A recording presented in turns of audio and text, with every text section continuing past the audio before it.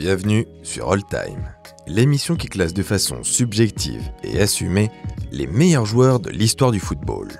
Après les gardiens et les défenseurs, nous passons au milieu de terrain défensif. Souvent considérés comme des travailleurs de l'ombre, certains joueurs à ce poste ont marqué l'histoire, que ce soit pour leur qualité de récupérateur ou de passe.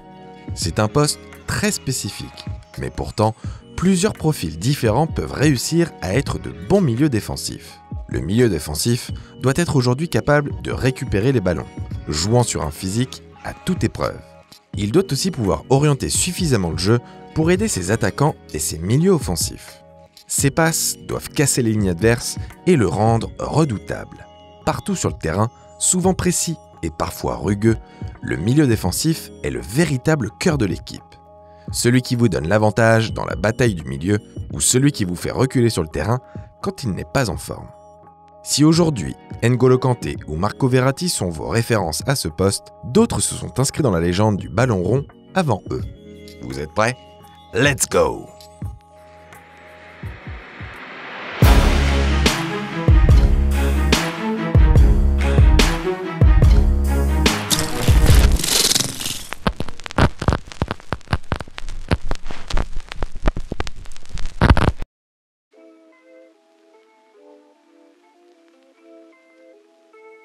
Vous avez forcément déjà vu une image d'Edgar Davids.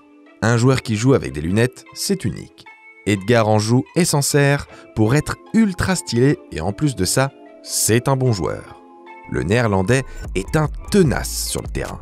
Ses surnoms de footballeurs peuvent en témoigner. Appelé le Pitbull par son entraîneur de l'époque, Louis van Gaal, ou encore le Piranha ou Duracell, Edgar Davids n'abandonne jamais sur un terrain. Il débute à l'Ajax d'Amsterdam, où il fait partie d'une génération dorée et où il décroche en 1995 la plus prestigieuse des compétitions de clubs, la Ligue des Champions. Il atteint de nouveau la finale en 96, mais rate son tir au but lors de la séance de pénalty. 3 fois champion des Pays-Bas, il décroche aussi une coupe de l'UEFA. Il s'exile ensuite en Italie, avec un passage raté à Milan, puis une aventure où il a marqué l'histoire à la Juventus. Il dispute notamment une nouvelle finale de Ligue des Champions en 2003, encore perdu au pénalty, cette fois contre son ancien club, le Milan AC. Après un passage éclair au FC Barcelone et à l'Inter, il termine sa carrière en Angleterre en jouant à Tottenham, Crystal Palace, puis enfin au Barnet FC. Il prend sa retraite en 2014, après une carrière de 23 ans bien remplie. Véritable pilier des Oranges, il dispute 74 matchs avec la sélection néerlandaise entre 1994 et 2005. Il est 2 fois demi-finaliste de l'Euro et il finit 4e de la seule Coupe du Monde qu'il dispute en 1998 sur le sol français. Très bon à la récupération du ballon, il dispose d'une qualité technique supérieure à la moyenne et une grande intelligence tactique. Le gaucher néerlandais a marqué de son empreinte plusieurs des plus grands clubs européens, mais pas seulement. Véritable icône de la pop culture grâce à ses lunettes et aux nombreuses pubs qu'il a fait, il a marqué des générations par son charisme.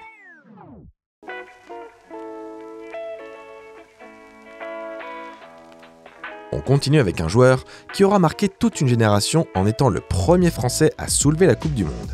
Si Didier Deschamps est surtout resté dans la mémoire collective comme le capitaine emblématique de France 98, il n'en reste pas moins un très bon joueur de football. Il commence sa carrière à Nantes. Il tape dans l'œil de Bernard Tapie, alors président de l'OM. Nanard n'est pas le dernier pour flairer les bonnes affaires. D'abord en difficulté à Marseille, il est prêté à Bordeaux. Il effectue ensuite un retour triomphal sur la Canebière. Il est promu capitaine en 1992. Dès sa première saison de capitanat, il est auréolé de la Coupe aux grandes oreilles, la première et seule Ligue des Champions pour un club français à ce jour. Il joue ensuite à la Juventus pendant 5 saisons. Son palmarès prend de l'épaisseur. Il termine par une saison à Chelsea et une à Valence. Infatigable travailleur, il est le maître du milieu. Il harangue sans cesse ses partenaires, les replace et leur montre la voie en récupérant beaucoup de ballons. Il maintient un certain équilibre dans les équipes où il joue. Il n'est pas le plus technique ni le plus physique, mais son leadership et sa hargne font de lui un joueur qui aura su se faire une place dans l'histoire. La Dèche n'était pas en dèche de trophées. Au total, un palmarès long comme le bras. 5 championnats nationaux, 2 Ligues des Champions, 1 Euro et une Coupe du Monde et une empreinte indélébile dans le football français. Il arrête sa carrière en 2001 et entame une reconversion immédiate en tant qu'entraîneur. Ce n'est pas le sujet de cette vidéo, mais quelque chose nous dit que cette nouvelle fonction lui sourira tout autant.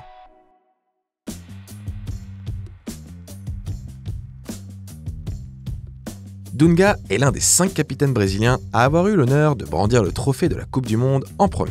C'est aussi l'un des meilleurs milieux défensifs de l'histoire. Éloignez-vous de l'image technique et des passements de jambes que vous imaginez lorsqu'on parle d'un Brésilien. Dunga, c'est vraiment autre chose. Dunga commence sa carrière en 1982 au Brésil où il écume les clubs, l'Internacional, les Corinthians, Santos et Vasco de Gama. Ce n'est qu'en 1987 qu'il rejoint l'Europe à Pise. Il reste 8 ans en Europe avec des passages à la Fiorentina durant 4 saisons, puis à Pescara et enfin en Allemagne à Stuttgart. Il ne gagne rien pendant son aventure européenne. Pour continuer, il s'exile au Japon, où il reste tout de même 3 ans au Júbilo Iwata. Enfin, il dispute sa dernière saison dans le club de ses débuts, l'Internacional. La boucle est bouclée. Avec la sélection, c'est une grande histoire d'amour pour Dunga. Médaillé d'argent au JO en 1984, il devient titulaire avec l'équipe nationale au cours de la fin des années 80. Il remporte la Copa América en 1989, puis subit un échec à la Coupe du Monde 90. Le Brésil se fait éliminer en 8e de finale par l'Argentine de Maradona. Il est ensuite nommé capitaine de la sélection Auriverde pour la Coupe du Monde 94, après les mauvaises performances de Rai. Auréolé de succès, les Brésiliens deviennent champions du monde face à l'Italie. Il termine en apothéose sa carrière internationale en remportant pour la seconde fois la Copa América. Parfois jugé rugueux, il montre la voie à ses coéquipiers avec une attitude irréprochable qui lui donnera souvent le statut d'un très bon meneur d'hommes sur un terrain. Bien qu'il ressemble plus à un mec qui pourrait jouer un méchant dans les films avec une coupe en brosse comme on n'en fait plus, Dunga reste un joueur incontournable de ce top.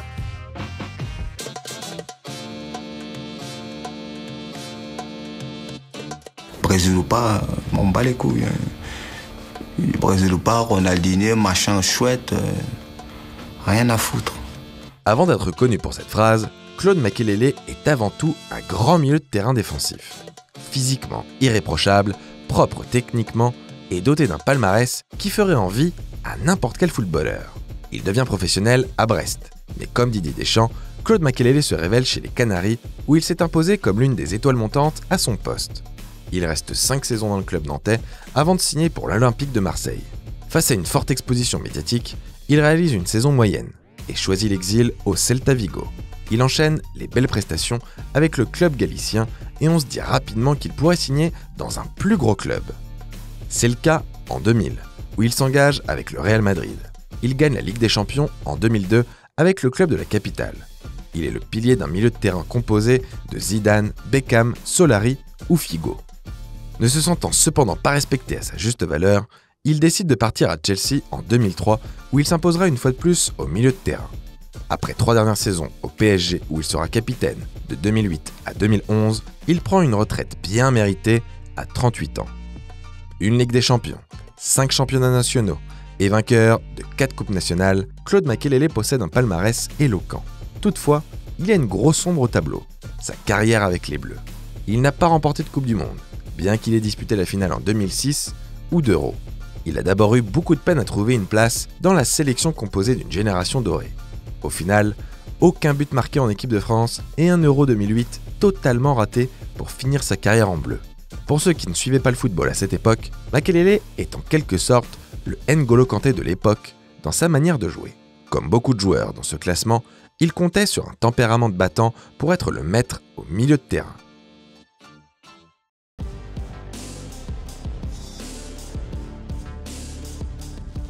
Qui a dit qu'un bad boy sur le terrain est forcément un mauvais joueur de foot?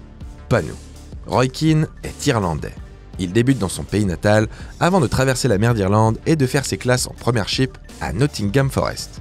Mais le club qui le rendra légendaire, c'est Manchester United. Il est titulaire dès son arrivée, en 1993, sous les ordres du mythique coach Sir Alex Ferguson. Il évolue 13 saisons au plus haut niveau avec les Red Devils et son palmarès est éloquent. 7 championnats d'Angleterre, 4 coupes d'Angleterre et une Ligue des Champions pour celui qui restera capitaine de 1997 à 2006 dans le club mancunien. Jamais avare d'efforts, il est capable des pires tacles. Le papa d'Erling Haaland s'en souvient. Dur sur l'homme, certainement trop par moment. Pas forcément le plus technique, il arrive à compenser par une grosse présence physique et une bonne quantité de ballons récupérés. Joueur au tempérament bien trempé, il adore l'ambiance surchauffée d'Old Trafford. Doté d'une bonne frappe de balle, Roy Keane, c'est 55 buts avec Manchester. Il est certes rugueux, mais il reçoit seulement 10 cartons rouges avec Manchester United. Gros sombre au tableau, il ne dispute pas la Coupe du Monde avec l'équipe d'Irlande en 2002 à cause d'une embrouille avec le sélectionneur. Il finit par l'insulter dans les médias. Et oui, Roy avait toujours le verbe haut.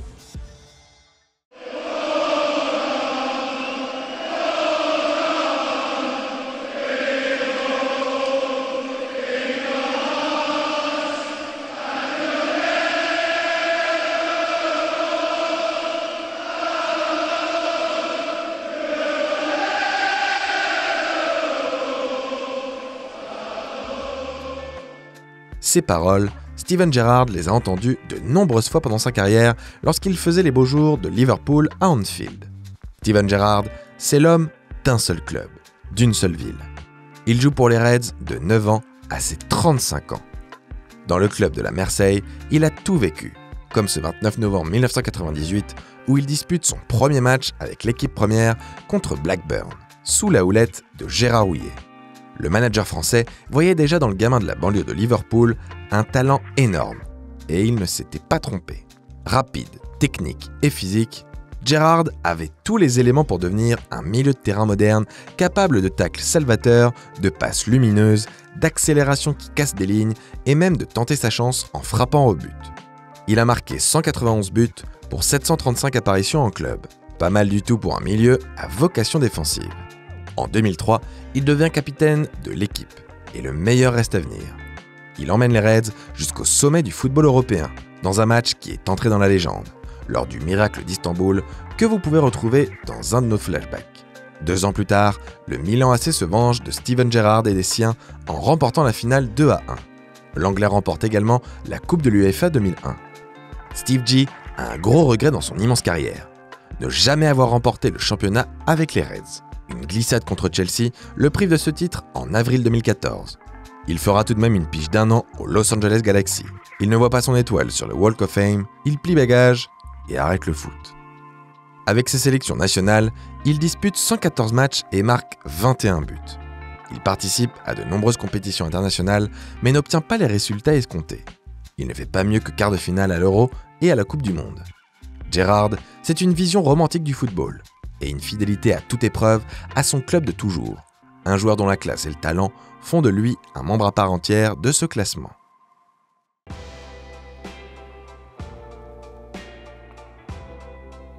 Une course effrénée après un but qui offre la Coupe du Monde à votre pays. Vous en avez rêvé en tant que footballeur ou fan de ballon rond, eh bien Marco Tardelli l'a fait. Milieu de terrain athlétique des années 70 et 80, il possède un avantage sur beaucoup d'autres joueurs. Il est ambidextre, jouant aussi bien du pied droit que du pied gauche. Joueur très complet, c'est un milieu de terrain techniquement doué et rapide. Il évolue en Italie dans une période où le Catenaccio prend le pas sur les attaques. Son rôle de premier rempart pour les offensives adverses est décisif. Ramener Tardelli à ça serait réducteur, tant il était capable de se projeter et d'inscrire des buts importants.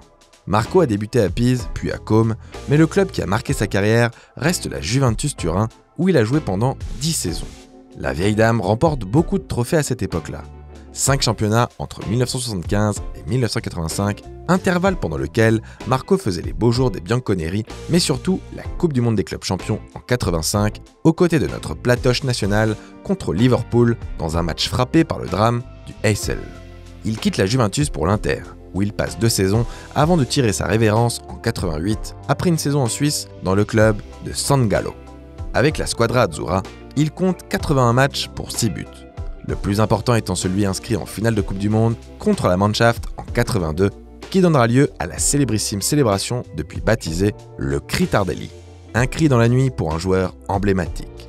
Grazie Marco.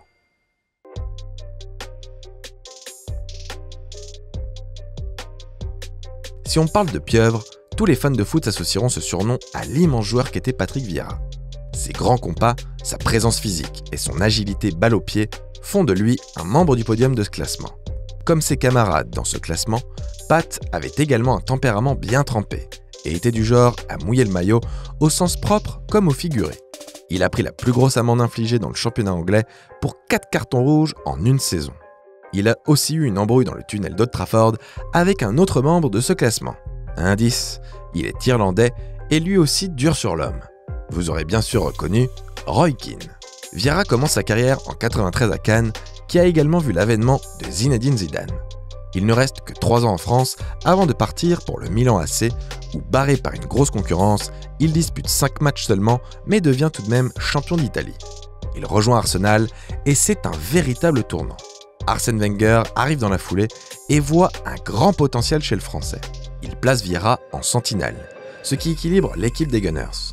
S'appuyant sur son milieu de terrain et des joueurs de grande classe en attaque, Arsenal est champion d'Angleterre en 98. Il remporte également la Premier League en 2002, avant de faire partie de l'équipe des Invincibles en 2004, qui est championne sans perdre le moindre match. Vieira est à l'apogée de sa carrière. Il gagne aussi 4 Coupes d'Angleterre, mais échoue en finale de Ligue des Champions contre le Barça de Ronaldinho en 2006. Il part ensuite à la Juventus, où son style de jeu convient parfaitement au football italien. Il gagne le titre en Serie A avant que ce dernier ne soit retiré à la Juve. Il poursuit sa carrière à l'Inter, où miné par les blessures, il parviendra quand même à remporter 4 championnats et la Ligue des Champions en 2010. Il joue cependant un rôle mineur dans ce titre, car l'entraîneur José Mourinho ne compte pas trop sur lui. La Pieuvre dispute 106 matchs avec l'équipe de France et marque 7 buts. Il fait partie des épopées 98 et 2000, même s'il n'est pas titulaire. Il réalise donc le doublé Coupe du Monde Euro. Il devient titulaire lorsque l'ancienne génération prend sa retraite et forme une doublette très complémentaire avec Claude Makélélé qui emmènera la France en finale de la Coupe du Monde 2006. Sa sortie sur blessure constitue l'un des tournants du match qui empêchera la France de triompher. Relativisons, sans lui, nous n'aurions peut-être pas été en finale. Beaucoup de joueurs se sont inspirés de Vieira. Coucou Paul Pogba.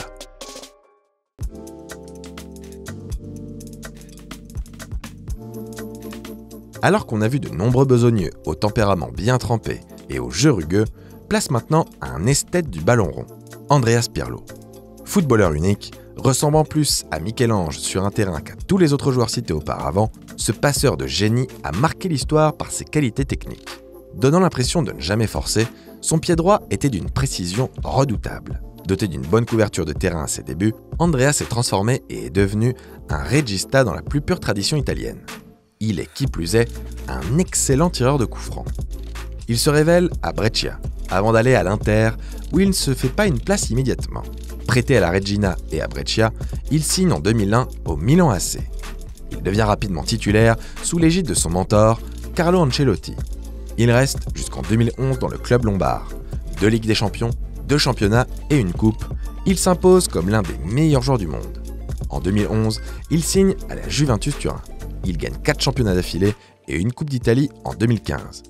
Il termine sa carrière en club au New York City FC où il joue 2 saisons. La Nazionale a aujourd'hui son Marco Verratti. Elle avait à l'époque Andrea Pirlo, véritable métronome du milieu de terrain italien. Bien accompagné par des joueurs au physique solide et au caractère dur comme Gennaro Gattuso ou Daniele De Rossi, il s'épanouit régulièrement aux côtés de profils physiques. Il cumule 116 matchs avec la squadra pour 13 buts.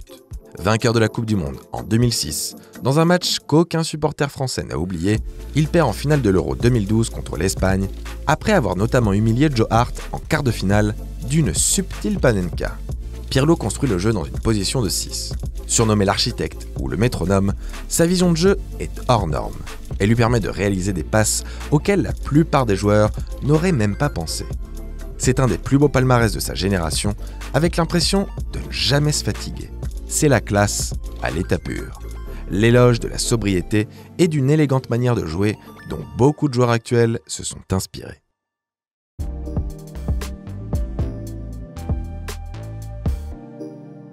Et le premier de notre classement sur les meilleurs milieux défensifs de l'histoire est Frank Rijkaard. Il n'est pas le plus connu de ce classement, pas le plus technique et pas le plus talentueux. Mais son niveau impressionnant à la récupération du ballon et dans le lancement du jeu font de lui un joueur incroyable. Il avait un physique ahurissant sur le terrain. Il était ce qu'on pourrait appeler un travailleur de l'ombre, un joueur qu'on voit peu, mais tellement important pour un collectif. Que ce soit au niveau défensif ou offensif, chaque équipe est tributaire d'un milieu de terrain comme Frank Rijkaard. Il effectue, comme beaucoup de Néerlandais, ses débuts à l'Ajax d'Amsterdam, où il brille pendant 7 années. Son caractère volcanique entre cependant en conflit avec celui de son entraîneur de l'époque, Johan Cruyff. Après 2 saisons blanches, où il signe au Sporting Lisbonne et où il est prêté au Real Saragosse, le légendaire Milan AC le recrute et c'est un succès. Il forme avec ses 2 compatriotes, Ruud Gullit et Marco van Basten, le cœur de l'équipe rossoneri. Il reviendra à Amsterdam en 93 pour 2 saisons, où il finira sa carrière. Il gagne 2 coupes des clubs champions et 7 championnats nationaux au cours de sa carrière. Il remporte quasiment autant de coupes qu'il a de coupes de cheveux. Son association avec Van Basten et Gullit fait également le bonheur de la sélection orange avec laquelle Rijkaard dispute 73 matchs pour 10 buts et 1,88 € remportés d'une main de maître par la génération dorée des Pays-Bas. Frank Rijkaard a inspiré de nombreux footballeurs dans sa manière de gérer le milieu de terrain tout en ayant cette capacité à faire remonter le bloc équipe en étant toujours proche du porteur de balle. Comment dit-on complet en néerlandais ? Si le milieu défensif n'est pas le joueur le plus spectaculaire d'une équipe, il est l'un des maillons décisifs d'une équipe de football. Qu'il ait un profil technique à la Pirlo ou physique à la Rijkaard, il est au cœur du jeu de son équipe. On aurait pu vous placer plusieurs milieux défensifs légendaires comme Gennaro Gattuso, Jean Tigana, Sergio Busquets ou Xabi Alonso, mais d'autres sont voués à entrer dans ce classement. N'est-ce pas, monsieur N'Golo Kanté ? Allez, on attend votre top 10 dans les commentaires et on se dit à très vite pour un nouveau All Time. En attendant, dribble bien.